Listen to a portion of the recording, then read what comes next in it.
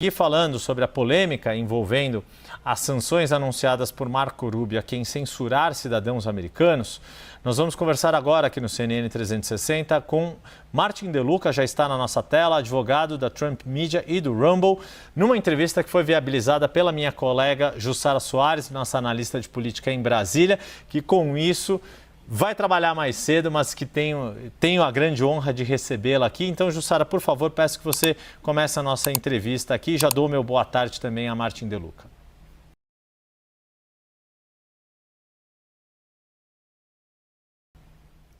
Boa tarde, Yuri. Boa tarde, Dr. Martin De Luca. Obrigada aqui pela entrevista.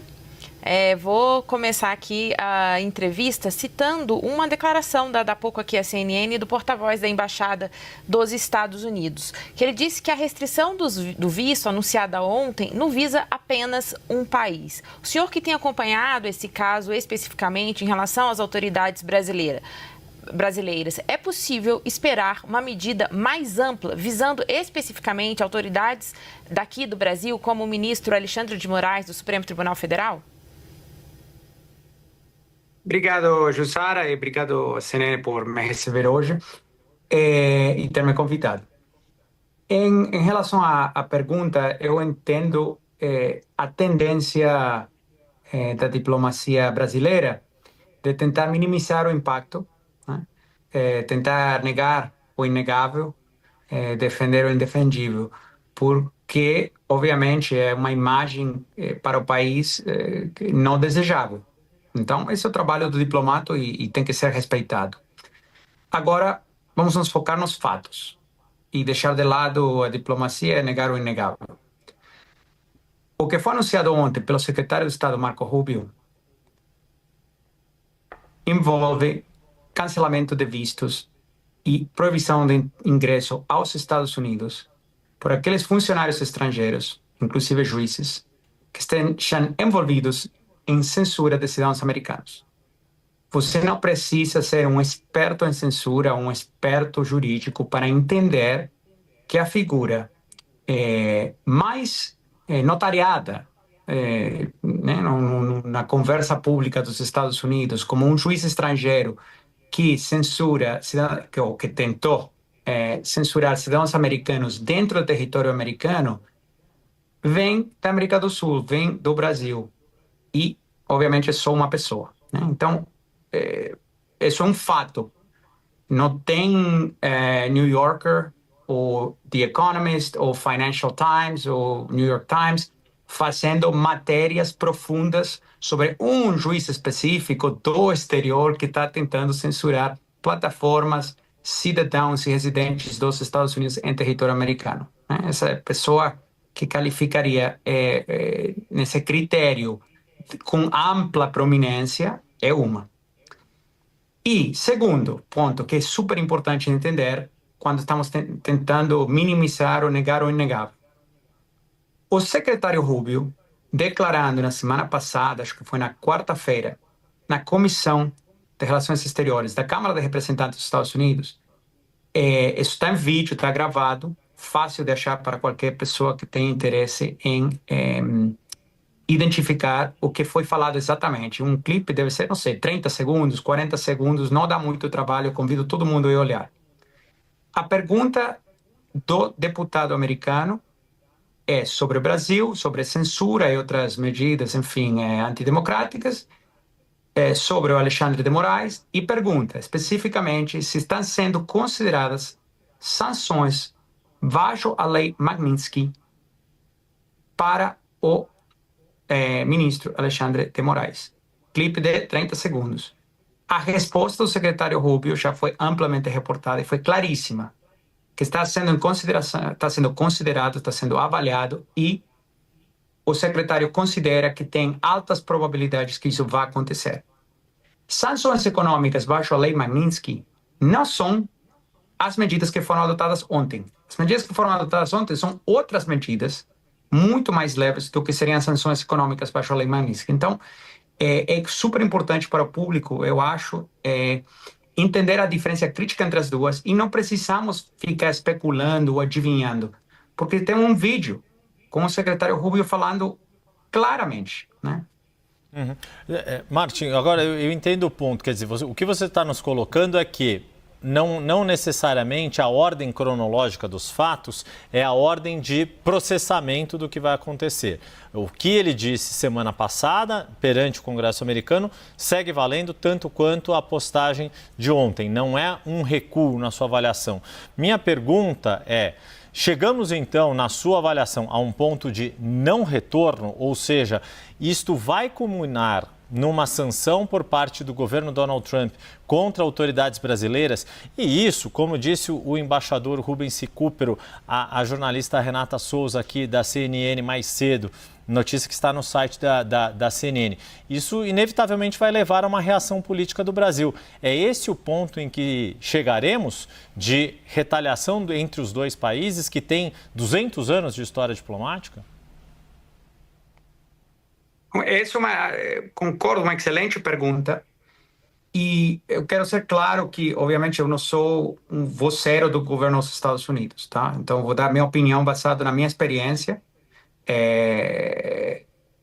e experiência dentro e fora do governo dos Estados Unidos, que eu já tive e trabalhando com assuntos de sanções econômicas e estando bem familiarizado em como pensa e avalia essas questões da administração do presidente Trump. Na minha opinião, nenhuma decisão é final até que é publicada. O que quer dizer isso? Que sempre tem tempo para mudar o comportamento. Tempo para evitar uma escalada ou um pioramento da situação. Então, quando nos focamos no mundo diplomático, que eu entendo que tem uma grande movimentação do Itamaraty, da Embaixada do Brasil nos Estados Unidos, o qual é perfeitamente correto, né, fazendo o trabalho deles, na minha humilde opinião, o que seria muito mais produtivo que minimizar ou negar o inegável ou defender o indefendível seria o seguinte: pelo menos se eu for um diplomata brasileiro ou um alto ministro do Supremo ou um executivo em umas principais empresas do país, o que eu estaria pensando? Estaria pensando, por que isso está acontecendo? Por que chegamos a esse ponto? Como podemos evitar que isso piore? Quais são as razões raízes, né, na raiz que está levando ou que criou essa situação? Tem outros ministros do Supremo Tribunal Federal que encaminharam ordens judiciais sigilosas para empresas americanas dentro do território americano para censurar a cidadãos americanos e bloquear monetização de contas dentro do território dos Estados Unidos? Ou esse é o único ministro que fez isso? Essa ação, no Itamaraty tem, obviamente, um diretório, né, jurídico que sabe avaliar essas coisas. Cumpre com os tratados Brasil e Estados Unidos ou estaria em violação de seus tratados? Essas ordens de censura que foram encaminhadas dentro do território americano foram com notificação ao governo dos Estados Unidos ou foram às escondidas do governo americano? Eu vou te dar um exemplo. Quando eu fui procurador federal em Nova York, trabalhei com investigações que envolviam o Brasil. Eu, como procurador federal americano, quero fazer um depoimento ou entrevistar a uma testemunha em território brasileiro. O procedimento marcado pelo MLAT, né, o Tratado de Assistência Mútua entre Brasil e Estados Unidos em questões criminais, é o seguinte: eu preciso notificar a Embaixada dos Estados Unidos em Brasília, que tem um adido do Departamento de Justiça e do FBI, o qual tem um enlace com a Polícia Federal Brasileira, notifica a Polícia Federal que entra em contato com a testemunha, fala: um procurador federal americano quer conversar com você, você está disposta a ser ouvida, não está disposta, precisa um mandado, precisa uma notificação, uma intimação, não precisa, tem que ver a delegacia, né?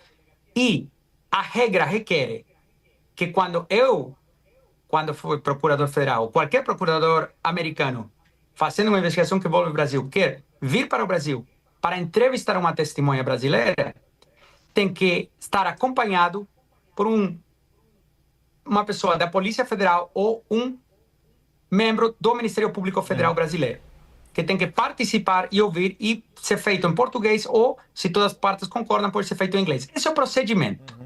E tem centos de procuradores federais americanos, ao longo dos anos, que cumprem com essas regras. Os juízes têm um monte de outras regras que cumprem e seguem as regras. E no Brasil, é uma anomalia. Até onde eu sei, praticamente todos os juízes brasileiros seguem as regras básicas. Respeitam a lei, respeitam os tratados internacionais, respeitam o Tratado de Assistência Mútua Brasil-Estados Unidos. Polícia Federal, delegados de Polícia Federal, tem um monte que respeitam toda a audiência que está olhando aqui.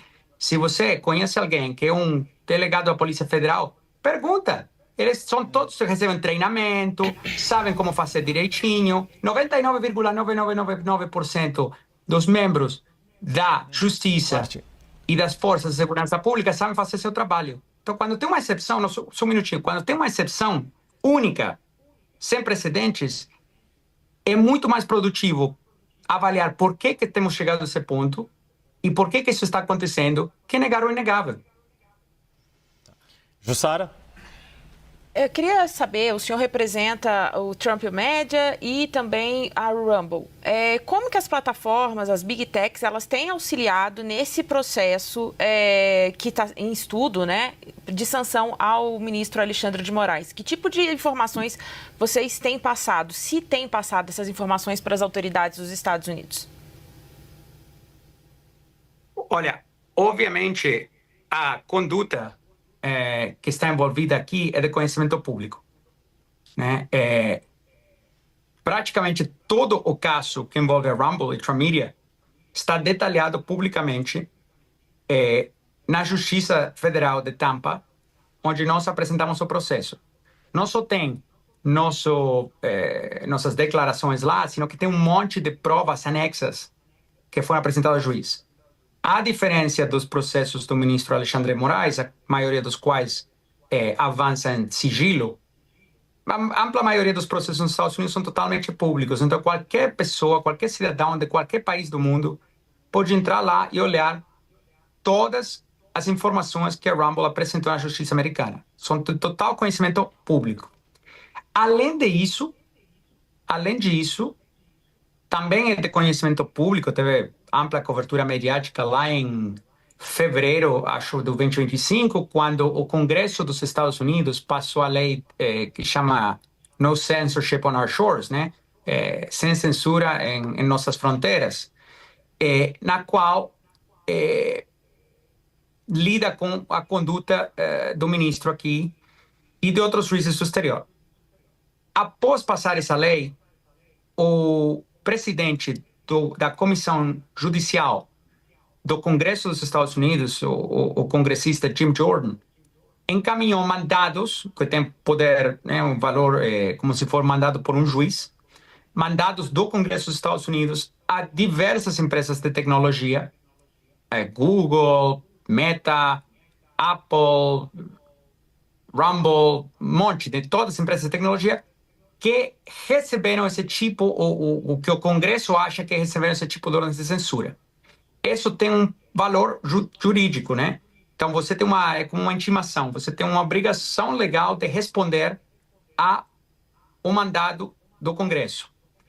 E diversas empresas de tech, Big Tech e de Small Tech, e de todo tipo de tech, receberam esse tipo de mandados, lá em fevereiro.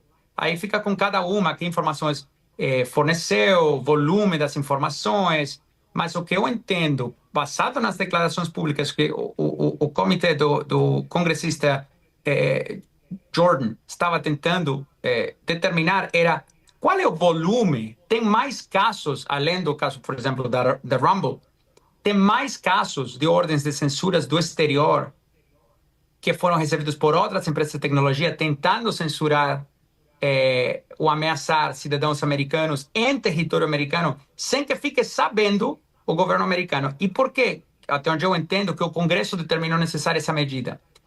Porque não só chega a ordem de censura sigilosa, sino que a ordem, quando chegou, por exemplo, ao Rumble, fala o seguinte: você tem que fazer isso e isso, censura cidadão americano, residente americano, em território americano, bloqueia as contas nos Estados Unidos, você, empresa da Flórida, faz essas coisas porque eu estou demandando desde Brasília, mas além disso, fala, isso aqui é em sigilo de justiça. E se você compartilhar essa informação com alguém, as seguintes ameaças seguem. Pá, pá, pá, pá, pá, pá, pá, e aí vão todas as ameaças, né? Então, fica um pouco... Obviamente, o juiz federal do processo em Tampa determinou rapidamente, não é algo muito controversial, que isso não tem valor legal nos Estados Unidos, né? Porque não cumpriu com os tratados, não foi pelos canais diplomáticos. Agora, o Congresso estava tentando, nesse momento, determinar quantas outras ordens de sigilo, de censura sigilosas, foram recebidas por empresas dos Estados Unidos, porque a única que virou pública foi a da Rumble, porque a gente escolheu processar na justiça americana, mas tem muitas outras que talvez escolheram não processar. Então, eu com certeza não sei o volume de informação que foi brindado pelas empresas de tecnologia.